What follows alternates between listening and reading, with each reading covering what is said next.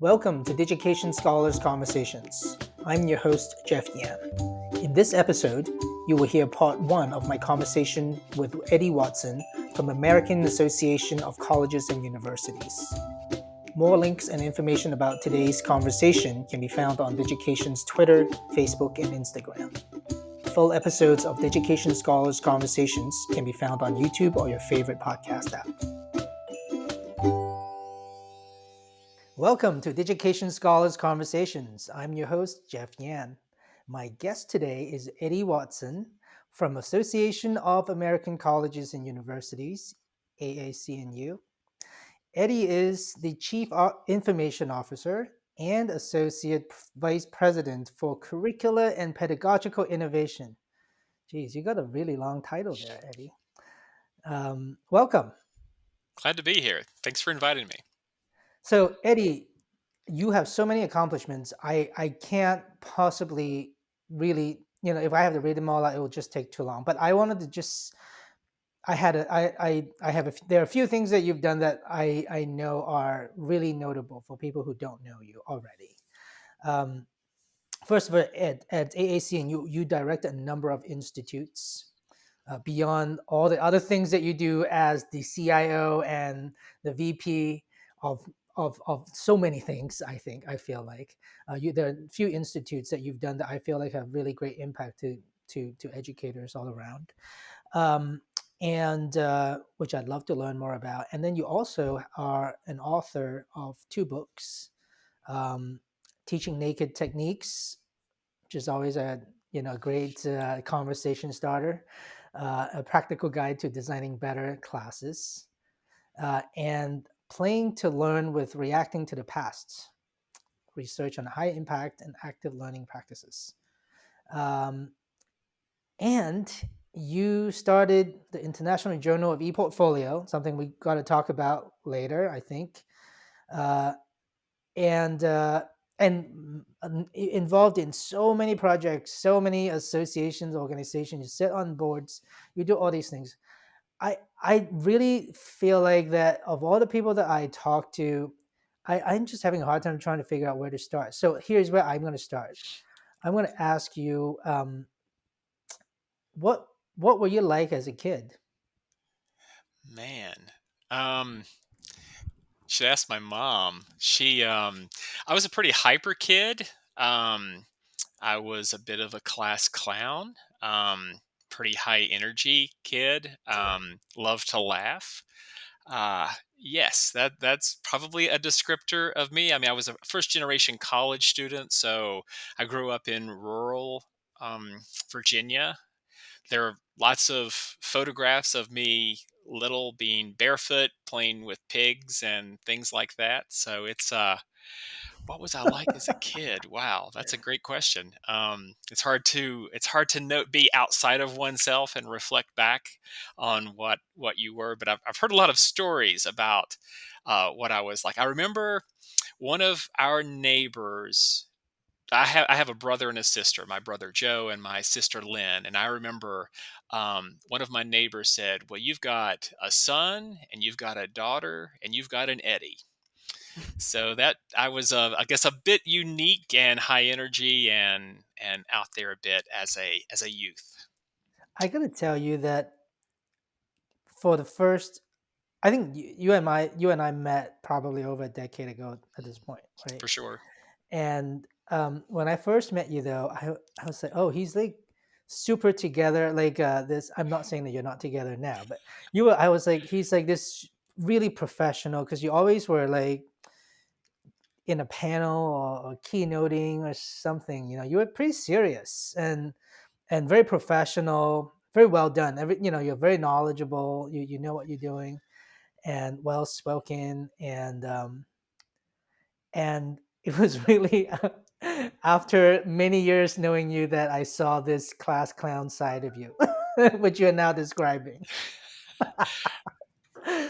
Well, it's interesting. Like I know that I have a game face. So like I know if I'm getting Yeah. ready to do a conference presentation, I really think about quality and saying meaningful things. And so you've probably seen me with that game face on, especially very early on, where I was preparing to present or preparing to engage on a panel or the like. And so I imagine I'm probably came off quite serious in those contexts.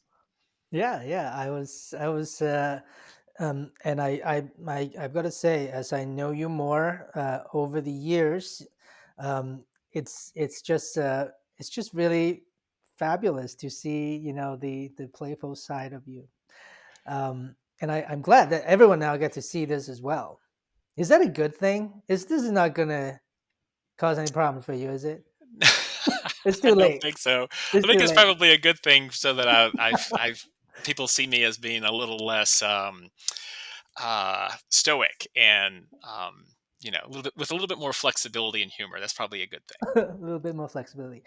So, um, okay, so you talked a little bit about being a first gen college attendee. Um, what was it? What was that like? And maybe I wanted to sort of at some point talk about your graduate school experience because it feels like that at Tech, Virginia Tech, a lot of things happened. I mean, you knew like there's like a cohort of people from Virginia Tech, you sort of your era of people, they all became like doing really important and interesting things. So I wanted to sort of get us to that part of your life. How did you get there? Well, I think, I grew up in an area in Virginia that's kind of near Radford, Virginia, which is just a little bit west of Blacksburg, Virginia. And so whenever it came time to, my parents were very encouraging of education, thought that I had potential, and told me that I had three choices for college, that I could go to New River Community College, or I could go to Radford University, or I could go to Virginia Tech, So, what would be my preference? And Virginia Tech was my preference. I got in there. It was about maybe a 20-minute drive from where my parents live. So it was definitely where I chose to go. And then I spent many, many years there. I got my undergraduate degree in statistics and learned that if I was a musician and creative writer, and I saw that I was actually just 1 year away from actually having an English degree. So I ended up with double undergraduate degrees in statistics and English, and then got my master's in English, and then got married and moved to Northern Virginia to teach for a couple of years. And then returned to Virginia Tech to work and began work on my doctorate while I was there. So I think if you're from Appalachia, place is very significant, and returning to Blacksburg or the region made a lot of sense. I mean, it definitely feels like home to me, and I've actually just recently returned back to Blacksburg. I was at the University of Georgia for 5 years, lived in Athens for 7 years, but returned to Blacksburg. My parents are getting on, and so being here is I feel like I can be helpful to them by being close by. But it's also this notion of place. It's sort of like an Appalachian mindset. Like, you return to where you're from, or you never leave where you're from. So that's probably what kept me at Virginia Tech year after year, from 1987 when I started my undergraduate degree until 2012 whenever I left. I've spent a lot of time here, from being a first semester freshman all the way through completing my doctorate. And tell us about that doctorate and who are some of these people that you work with and still working with together today? Yeah, so it was interesting. I sort of was a part-time student working on my doctorate. It was sort of an employment benefit that tuition would be covered if you're taking just a couple of courses a semester, essentially. So that's what I did. Spent 5 years working on my doctorate while working full time within the learning technologies unit at Virginia Tech. So I worked with John Moore, which is a name those of you that have been engaged with ePortfolios for a long time, you will remember John for sure. and he and I are still in touch. We emailed maybe just within the last month.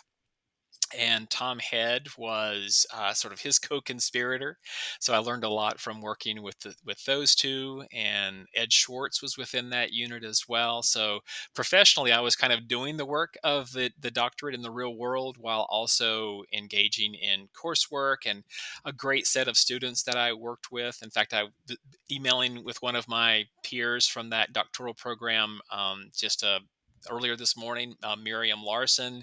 I keep in touch with Chuck Hodges, who's a professor at Georgia Southern. Yeah, there were definitely a lot of really good people. I sort of was living two lives at that point, maybe three lives. I had two little kids at home, and while also working full time, and then being a sort of a part time doctoral student.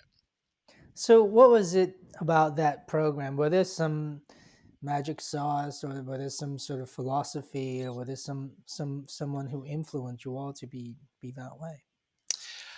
Well, it's interesting. There was someone that was a few years ahead of me who got their doctorate from Virginia Tech and then moved to the faculty. And her name's Barbara Lockey. And before she moved to the faculty, she was also working under Tom Head and John Moore. So she became my major advisor, my chair of my doctoral committee, and so she very much knew the experiences that I was having, and so I think that helped her be an excellent mentor to me as I matriculated to the end of my doctoral career. Hmm. Was it and and and it's interesting because I see. I mean, I see the book that you've written, and the work that you do now with the various institutes at AAC&U, and the things that you stand for. It feels like that there's some sort of theme that go across them. I don't know. Maybe I'm reading a lot into it, and maybe that's also part of your background and upbringing. Yeah, maybe so. I think that the bottom line, I guess, theme or focus of my career really started whenever I was working on my master's degree and teaching my first Mm, college class. And I spent that first semester, teaching two sections of freshman English. I spent that first semester kind of organizing content. I was like, okay, so if I'm going to be telling a story within the class, okay, I'll do this first, and then this logically comes next, and then I'll cover this content. And then near the end of the semester, it kind of occurred to me, like as I felt pretty good about the organization that I'd come up with, and I was thinking about teaching in the spring semester. It kind of occurred to me that I kind of had my head down looking at my belly button the whole semester, and I wasn't necessarily thinking about what was happening with the students. And so that really, I remember during the winter break that I spent a lot of time sort of like rethinking, like, shouldn't I really be focused on what, not so much on my content and organizing my content while that's important, but shouldn't I be thinking about, from minute to minute, from class to class, what's happening with my students? What's happening in their head? Are they learning as they're going forward? And that kind of became sort of my central passion really over my career since 1995, is sort of like thinking about, what do we know about learning? Okay, so we see these kinds of studies. How do we translate that into actual classroom practice? So if I know this about the recall effect, well then how do I employ that in a meaningful way within a class that I'm teaching? And often that translation is very difficult. Obtuse ed psych findings. Well, how do you take that to your classroom practice? And I guess sort of like turning my head toward students, and then beginning, as I worked more and more within the faculty development world, wanting to do the same thing mhm. for other faculty, help them kind of make that pivot and think about student learning more so than just the pedagogical practice. Like, what practices lead to student learning? How do you ensure students remember things, have their knowledge, skills, and abilities, not just at the end of the class for the final exam, but 6 months, 6 years beyond that particular course. I guess that's maybe the thread, is sort of a focus on students and student learning and student outcomes, and ensuring students have those outcomes that you're aspiring for them well beyond the life of just the course that you're with them. Right, right. And I think that that's very much so matches my memory of first meeting you, and I'm pretty sure it was at some, conference presentation or panel that you were part of. And I remember, I mean, this was obviously a lot of the e-portfolio work that you did. Probably this was when you were still at Virginia Tech. I'm sure of it. Yeah, it was about And 2004 that I began yeah. working with the open source portfolio, part of that Mhm, whole Sakai initiative around mhm, 2004 that John Moore charged me with bringing that through a pilot with an eye towards scale, if it made mhm. sense, if we found it to be efficacious with our piloters. Yeah. And I mean, in many ways, some of the work that you led, at Virginia Tech on ePortfolio has, along with several other schools who were doing similar things, had really started this, started to make ePortfolio a viable pursuit for many other schools as they see, your early success, and probably also some other places where you were like, oh well, that didn't work, but they still learn from you, right? But it did work at Virginia Tech, I feel. um, Yeah, it did. It definitely had a life of its own, and mhm, it kind of matched to the current moment or the zeitgeist of higher education as mhm, we were moving beyond pilot and then thinking about what strategies we might use to take it to scale. And there were several things that were kind of at play at the moment. So Virginia Tech is in the southeastern region, of course, and SACS is the accreditor, and SACS requires a quality enhancement plan focused on student learning. So we knew that that was sort of like in the mix as we were moving our activities forward. There was also an increasing sort of call for accountability in higher education. So notions of accreditation and assessment were certainly increasing within that narrative. So there was an opportunity for us to kind of survey the landscape at our own institution, and there were logical connections to our work with ePortfolios to a QEP that was going to focus on first year experience. So there's a real opportunity there, maybe to use ePortfolio to document students' first year, but then also use what is collected during that first year for assessment purposes. So that was indeed the argument that we made. So we sort of had this larger accountability national narrative that was moving forward in 2006, 2007, and then that QEP, which was bringing the institution to actually engage with some of those accountability issues and how might you employ how might you do assessment within this larger mhm, context, especially within the context of accreditation requirements.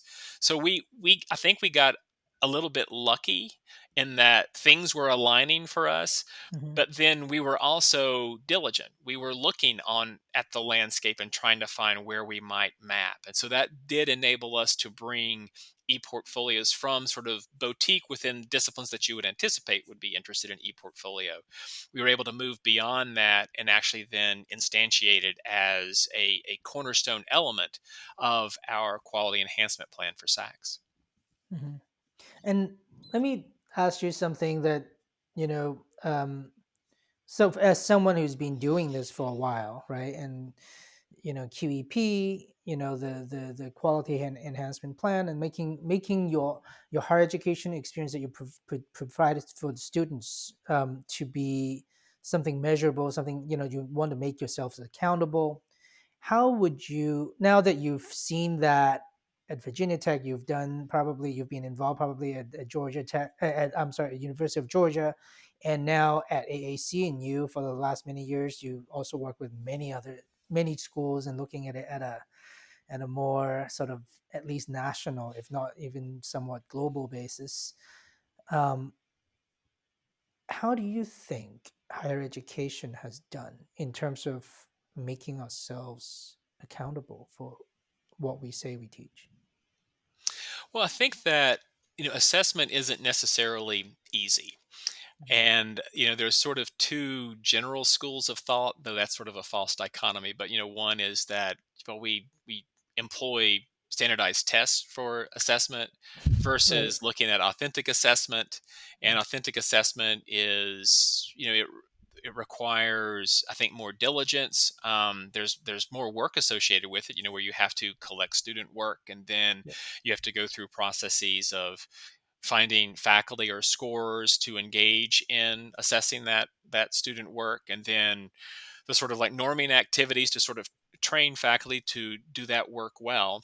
Of course, we have the Value Institute now at AAC&U, which is provides a mechanism where campuses could send student work to us, and we have trainers that we've normed from across every institution type in higher ed to actually engage in that work. So there's definitely been um, a moving of the needle. I mean, the work that Terry Rhodes, and Mhm. then in collaboration with Kate McConnell, and which continues with Kate McConnell now that Terry's retired, around value, which started in the late 2000 aughts, if you will, Mhm. 2008, 2009, I think, were when the Yeah. value rubrics were first brought forth. So we're, I think we're moving in the right direction. Accreditors are, have requirements, and so campuses are figuring out the best strategy that makes sense for their culture, their mission, their institution type, all of those good things. So I think that we're making progress. I think that's about what you would hope at this point, that institutions are figuring out strategies that make sense to them and then are employing them. And then the key piece is then when you do this assessment work, I think the assessment work is really just step one. What happens next is, well, so you've done this Mhm. assessment work, what did you find? How might Mhm. you then fold that back into changes in practice, changes in curriculum, that kind of work? So that's where the fun, exciting stuff is in my mind, is the assessment work for sure, but then that gives you data so that you can make data driven decisions about changes in what you actually do in your classes. Right. And I must say that you know AAC&U as an organization has really been so critical in doing this. The value rubric, or value as the project, and then now the Value Institute. You want to just give us, like, for people who are listening to this who don't know what we're talking about, um, what's value, like, in a couple of sentences. So, value is a project that's really looking at the assessment of learning in undergraduate education, and it maps to other projects that have taken place or continue to take place at AAC&U. So, 15 years ago, AAC&U mapped out essential learning outcomes by working with institutions of higher learning, as well as following up with surveys of employers to confirm what's important regarding college learning. What would we want all college graduates to be able to do? So we identified what those learning outcomes were through this iterative process. And then the value project then developed rubrics, again, working with faculty from all across higher education, all institution types, to then provide mechanisms for assessing student accomplishments associated with those essential learning outcomes. So you've got the outcomes, you've also got the rubrics that map to those outcomes. So if you are embracing critical thinking on your campus, and that's one of the outcomes you aspire for, say, general education within your institution, well, we have a value rubric that you could then use to assess authentic student work as part of that process. We've actually been moving even further down that road with new projects. We have something called the value add tool, and it's the add stands for assignment design and diagnostic tool, so that's what the add tool is. And it's really to help faculty revise and create assignments that would help students produce work that aligns with the essential learning outcome and the elements that comprise critical thinking, in this case, of the value rubric. So if you're using the value rubric to assess student work, the value add tool for critical thinking would be an excellent That addition would to be your a value portfolio. add. Can Yeah, I say that's that? Yeah. yes. Hmm. Uh, so I must say that, I mean, AAC and you, in terms of higher education, sort of the evolution of higher education, has really, moved the needle, like you said. I mean, I feel like this work is never going to be done. like 100% because there'll Sure. always be the next thing to, that we can do better, right? But it's definitely moving in the right direction in my mind. And I still remember having conversations with people before value was even a, was whether before they knew about it. um, was that they were trying to come up with these things, and these are process that could take an institution a year or two internally, basically meeting and having committees, and then realize that they come to the conclusions, whatever that they come up with, no one likes, because guess what, someone will say, well, that I wasn't part of it, right? And I felt like that I've been in some of those meetings myself over the years, and and then I think when value became available and also became popular, really, that there were people who would say, well, even if I don't use it as is, I can take it as a starting point. But many institutions actually use it, as is, because it's good. Yeah, that's the kind of the intention. Like you look at the Mhm, value rubric, and some feel a little overwhelmed by mhm, just sort of the scope that's there. And the intention is that this is an open educational resource, that you would take this on your campus, and then mhm, you would realize, you know what, within our context, 80% of this is right on target, but maybe this one isn't, this extra sort of criteria within, say, critical thinking isn't relevant or needs to be tweaked. And so that's part of what we encourage. Kate refers to it often as hacking the value rubrics. You take it and then you revise it to make sense within your particular mhm, context. But certainly, some do just take the value rubric as is and find it a good match for their institutional culture and context, and run with it as is. But folks are certainly encouraged to revise as needed. mhm. And I really do like, I mean, just knowing a little bit about what you've done there. Please correct me if I'm wrong, but perhaps one of the things that I really have liked, and think that, and why I think so highly of AAC&U, is because after you've done that, you have then spent the effort to then collect work back from the institutions to sort of um, look at it again and map back to your rubrics, and see the work, and see, did it work, right? And is at a scale that's actually much larger than what people realize, because you're really trying to, like, on one level, institutions, like you were saying before, may hack it, may adapt it somehow, and then they're trying to measure their success, and then trying to do what you said, which is trying to redesign the assignments perhaps afterwards. But they may not know exactly how to do that. But AAC&U as an organization also has the Value Institute, which which um, which takes on that at a massive scale. Do you want to talk a little bit about that? Because I think that's, really commendable.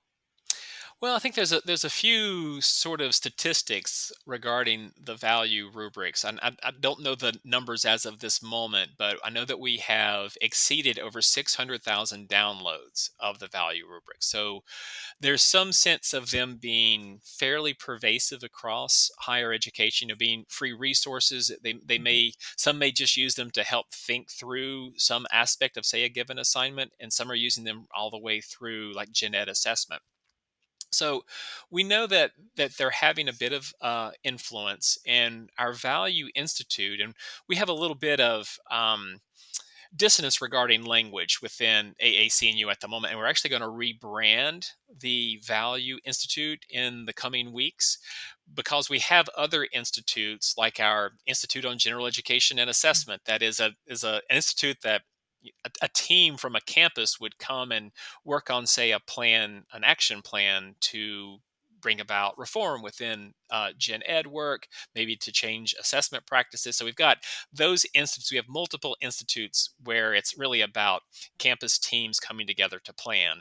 The Value Institute isn't an institute like that. The Value Institute is really a mechanism where a campus looking to do assessment work, they can send in assignments to us, and we've been training now for several years scorers from all institution types to actually look at student work and then score it, and then we provide reports back to campuses. So what we're really seeing ourselves as, we see ourselves as partners in some of the assessment work. So really it kind of lowers some of the hurdles, or eases some of the barriers to doing good assessment work on campuses. And so you provide us with the assignments, we provide you back with a report, and then you're basically then put in the position of, okay, so now we have a report, what might we do differently? And it might be there's an opportunity, say, to revise a critical thinking assignment Mhm. within a set of courses. Well, then we have tools to assist with that as well. But we give you a report that enables you to then make some decisions. So a really sort of high level report with clarity regarding what we found in your students' work, and then it's up to you to decide what the next steps are. And I think that's exactly what is so exciting about what you're doing there.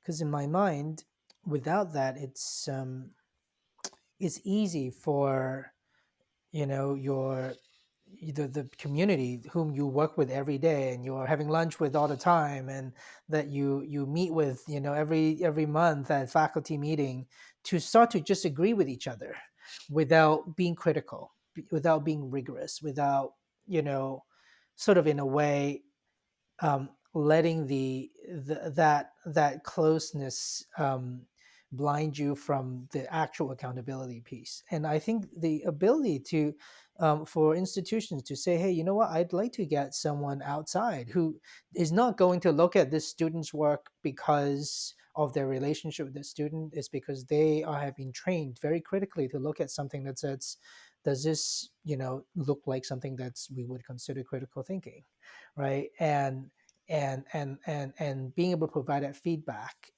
allows the institution to be honest um, about where they are. And I think like, it's a hard thing to do, but it's a necessary thing, because if they don't do it, then you just get more and more sort of feel like working in a bubble.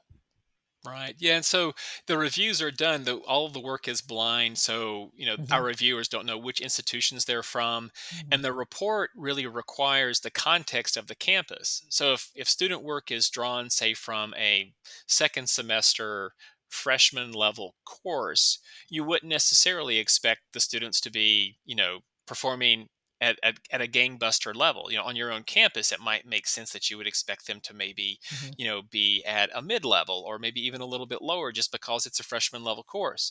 If the student work was taken from a senior capstone course, then you would have different aspirations. So it's not as though when you look at the report that comes back regarding student work, it's really about the context and what the expectations were, and what you would hope for or aspire for your students. It could be that you get back a report and, like, they're really performing much higher than you expected them to be performing at the freshman level. So maybe there's Right. just, minor tweaks that you might consider. However, Mhm. you may find that at that senior capstone course, students weren't performing as well as you had hoped as they were about to enter the real world. They've gone worse over the last 3 years. That wouldn't be good. That definitely would not be good. But so I think it's really about, the scores themselves don't tell the story. It's like the Yeah, scores, the report returns to the campus, and then given their context and their aspirations, and they that can take yeah, it and do something with it. Yeah. indeed, yeah. This concludes part one of our conversation with Eddie Watson from American Association of Colleges and Universities. To hear part two, be sure to subscribe to Digication Scholars Conversations on YouTube, iTunes, Spotify, or your favorite podcast app. Digication Scholars Conversations is brought to you by Digication, a technology platform powering the most innovative ePortfolio programs in K-12 and higher education. Our website can be found at digication.com. This episode was produced by Drew Albanesius. If you enjoyed today's conversation, please like, subscribe, and share with a friend. Thanks for watching.